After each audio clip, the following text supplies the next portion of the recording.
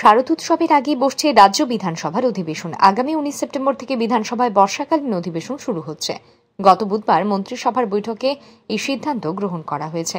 শুক্রবার মহাকরণে সাংবাদিক সম্মেলন করে এই কথা জানান রাজ্য মন্ত্রিসভার মুখপাত্র সুশান্ত চৌধুরী। সাংবাদিক সম্মেলনে মন্ত্রী জানান, বিধানসভার অধিবেশনের আগে বিজনেস অ্যাডভাইজারি কমিটির বৈঠক বসবে।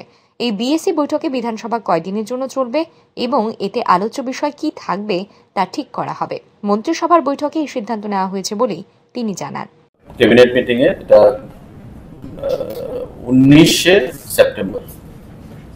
সেপ্টেম্বর অ্যাসেম্বলি সেশন শুরু হবে। বিএসি বসবে তার আগে, বিজনেস অ্যাডভাইজারি কমিটি কদিনের সেশন হবে সেটা ঠিক করা হবে, কিন্তু 19 সেপ্টেম্বর অ্যাসেম্বলি বসবে। Thank you. সাংবাদিক সম্মেলনে মন্ত্রী সুশান্ত চৌধুরী আরও জানান, মুখ্যমন্ত্রীর পৌরোহিত্যে অনুষ্ঠিত মন্ত্রিসভার বৈঠকে বিভিন্ন গুরুত্বপূর্ণ সিদ্ধান্ত গ্রহণ করা হয়েছে। এর মধ্যে সমাজ কল্যাণ এবং সমাজ শিক্ষা দপ্তরের অধীন 3টি গুরুত্বপূর্ণ সিদ্ধান্ত রয়েছে। এই সিদ্ধান্তগুলি হল chief minister scheme for pension with intellectual disability. এই যোজনায় 60% বেশি যারা ডিসেবল রয়েছে তাদের মাসিক ভাতা 2,000 টাকা থেকে বৃদ্ধি করে 5,000 টাকা করার সিদ্ধান্ত নেওয়া হয়েছে। অবিলম্বে সিদ্ধান্ত কার্যকর করা হবে বলেই জানান তিনি আরও জানান, মুখ্যমন্ত্রী কন্যা বিবাহ যোজনায় অন্তোদয় পরিবারের 18 বছরের অধিক কন্যাদের বিবাহের সাহায্যের জন্য 50,000 টাকা আর্থিক অনুদান প্রদান করা হবে। 2025-26 অর্থবর্ষের বাজেটে এর জন্য অর্থের সংস্থান রাখা হয়েছে। তিনি আরও জানান, মুখ্যমন্ত্রী অন্তোদয় শ্রদ্ধাঞ্জলি যোজনায় অন্তোদয় পরিবারের নিকট আত্মীয়দের মৃত্যুর সময় আর্থিক সাহায্য 2,000 টাকা থেকে বৃদ্ধি করে 10,000 টাকা করা হয়েছে। মন্ত্রী জানান, এমন অনেক অন্তোদয় পরিবারকে তাদের নিকট আত্মীয়দের অন্ত্যেষ্টিক্রিয়ার জন্য অর্থের অভাবে দেহ শ্মশানে ফেলে রেখে চলে আসতে হয়েছে।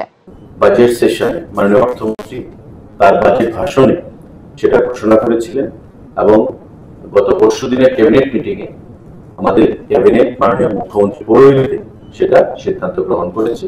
খুব শীঘ্রই সেটা শুরু হবে। 5,000 টাকা মান্থলি পাবে যারা ইন্টেলেকচুয়ালি ডিসেবল, 2,000 থেকে বৃদ্ধি করে 5,000 টাকা তাদেরকে প্রদান করা হবে। উইথ মোর দেন 60% ডিসেবিলিটি যাদের সার্টিফিকেট রয়েছে তাদেরকে সেটা প্রদান করা হবে। সাংবাদিক বন্ধুরা, আমাদের approval of new scheme title মুখ্যমন্ত্রী কন্যা বিবাহ যোজনা for providing marriage assistance to eligible girls belonging to Antodoya families under Social Welfare and Social Education Department. এদিনের সাংবাদিক সম্মেলনে রাজ্য মন্ত্রিসভার মুখপাত্র তথা মন্ত্রী সুশান্ত চৌধুরী আরও জানান, মন্ত্রিসভার বৈঠকে সমাজ কল্যাণ ও সমাজ শিক্ষা দপ্তরের 4 জন চাইল্ড ডেভেলপমেন্ট প্রজেক্ট অফিসার তথা সিডিপিও নিয়োগের সিদ্ধান্ত গ্রহণ করা হয়েছে। টিপিএসসির মাধ্যমে এই 4টি শূন্য পদ পূরণ করা হবে। Bureau report, RE news.